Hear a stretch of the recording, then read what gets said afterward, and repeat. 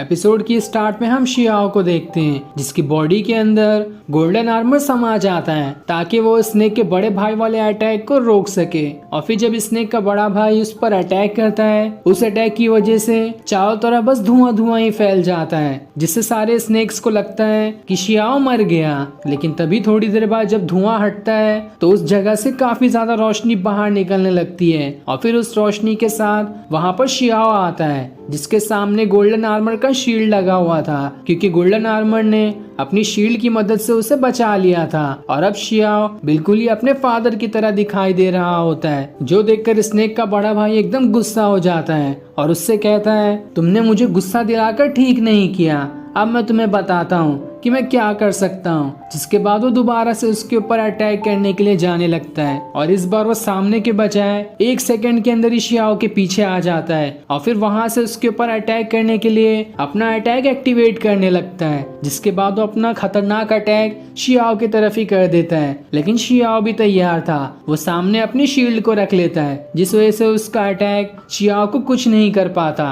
तब शियाओ अपनी पावर्स को एक्टिवेट करते हुए अपने अंदर से गोल्डन एनर्जी निकालकर उन सभी स्नेक्स के ऊपर अटैक कर देता है, जहां इस अटैक से उन सभी स्नेक को काफी ज्यादा तकलीफ होने लगती है। लेकिन शियाओ को तो कुछ भी नहीं होता। वो अब भी अपना शील्ड और स्वॉर्ड लिए उस स्नेक के बड़े भाई से लड़ने के लिए तैयार होता है। तब स्नेक का बड़ा भाई अपने बाकी भाइयों से कहता है, जब तक मैं शियाओ को संभालता हूँ तब तक तुम जाकर लिंग फेंग और उसके आर्मर की सारी एनर्जी को खा लो। इसलिए वो सारे स्नेक लिंग फेंग और उसके आर्मर के पास जाने लगते हैं, पर जब तक वो उसके ऊपर अटैक करते हैं वहां पर शियाओ आ जाता है, जो लिंग फेंग और उसके आर्मर को बचाने के लिए उन सभी स्नेक्स के ऊपर अटैक करना शुरू कर देता है, जहां वो स्नेक्स उसके सामने कुछ भी नहीं कर पाते। लेकिन तब वहां पर सारे स्नेक आने लगते हैं जो एक एक करके शियाओ के ऊपर अटैक करना शुरू कर देते हैं। पर शियाओ भी अब बहुत ज्यादा गुस्से में था। वो अपनी स्वॉर्ड और शील्ड की मदद से लगातार उन सारे स्नेक्स के ऊपर अटैक किए जा रहा होता है और उसके इस खतरनाक अटैक की वजह से कोई भी स्नेक उसका कुछ बिगाड़ नहीं पाता, जो देखकर उन स्नेक्स का बड़ा भाई वापस से गुस्सा हो जाता है और अपने रेत का इस्तेमाल करते हुए रेत का तूफान ही लेकर शियाओ के ऊपर अटैक कर देता है। शियाओ का शील्ड तो इस अटैक को भी झेल जाता है। तब उन स्नेक का बड़ा भाई दोबारा से शियाओ के ऊपर अपना खतरनाक अटैक करने वाला होता है और इस बार जब शियाओ अपनी शील्ड को सामने रखता है, उसकी शील्ड धीरे धीरे गायब होने लगती है। साथ ही वो खाली शील्ड ही नहीं, उसके पूरे बॉडी का आर्मर भी गायब होने लगता है और फिर देखते ही देखते शियाओ वापस एक साधारण लड़के में बदल जाता है और उसका गोल्डन आर्मर उसके कार्ड के अंदर चला जाता है। और ये सारी चीजें इसलिए हुई क्योंकि इतने सारे अटैक को झेलने की वजह से शियाओ के बॉडी के अंदर अब इतनी पावर नहीं बची थी कि वो गोल्डन आर्मर को ज्यादा देर तक समन करके रख सके। इस वजह से उसका गोल्डन आर्मर दोबारा से उसके कार्ड के अंदर चला गया और जब तक शियाओ के अंदर इतनी पावर नहीं होगी कि वो दोबारा से उसे समन कर पाए, तब तक उसका गोल्डन आर्मर बाहर ही नहीं निकल पाएगा।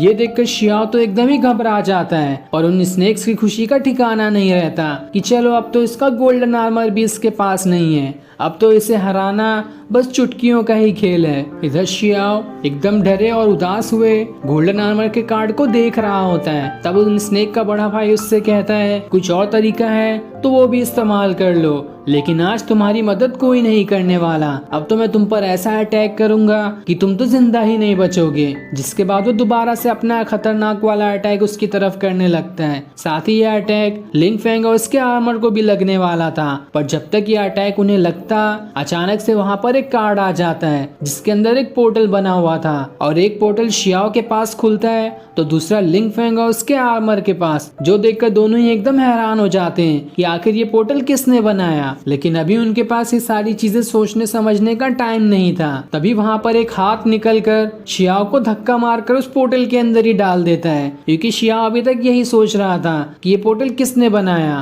पर अगर शियाओ ने जल्दी नहीं की होती तो उस स्नेक के बड़े भाई का अटैक उसे लग ही जाता। साथ ही वो हाथ लिंग फेंग को भी उस पोर्टल के अंदर घसीट लेता है, जो देखकर उसका आर्मर घबरा जाता है। तभी वहां पर वो सारे स्नेक आकर उन पर अटैक करना शुरू कर देते हैं। इस वजह से लिंग फेंग के साथ उसका आर्मर भी उस पोर्टल के अंदर चले जाता है और इस वजह से उन स्नेक का अटैक उसे नहीं लगता, जो देखकर सारे स्नेक्स के गुस्से का ठिकाना नहीं रहता, कि आखिर ये क्या हो गया, यहाँ पर कौन आया जिसने इन सभी को बचाकर यहाँ से ले गया। लेकिन अब वो सभी लोग सोचने के अलावा क्या ही कर सकते थे, क्योंकि शियाओ और बाकी तो उनके हाथ से निकल गए। इधर हम शियाओ को देखते हैं जो उस पोर्टल के अंदर आ गया था, और जैसे ही वो उस पोर्टल के अंदर आता है वो अपने आप को किसी खूबसूरत महल के अंदर पाता है, जहाँ उसके सामने कई सारे तरह के खाने रखे हुए थे। ये देखकर तो उसके मुंह से पानी ही आ जाता है, क्योंकि काफी देर से उसने कुछ नहीं खाया था। साथ ही वो ये भी सोच रहा होता है कि आखिर ये कैसी जगह है और मुझे यहाँ पर बचाकर किसने लेकर आया। तभी वहाँ पर दूसरे पोर्टल का भी गेट खुल जाता है और फिर उस पोर्टल के अंदर से लिंक फिंगर उसका आर्मर बाहर निकलता है। जो लोग भी ये देखकर हैरान थे कि आखिर उन्हें किसने बचाया। तभी वो पोर्टल बंद हो जाता है और उस पोर्टल वाला कार्ड एक लड़की के हाथ में चले जाता है, जो लड़की सामने रखे कुर्सी के ऊपर बैठी होती है। जिसके बाद हम उस लड़की को देखते हैं जो कि काफी सुंदर दिखाई दे रही थी और उन्हीं ने इन सभी को बचाया। लेकिन आखिर उसने इन सभी को क्यों बचाया, इसके बारे में हमें आगे के एपिसोड में पता चलेगा। और फिर इसी सीन के साथ ये एपिसोड यहीं एंड हो जाता है। Thanks for watching.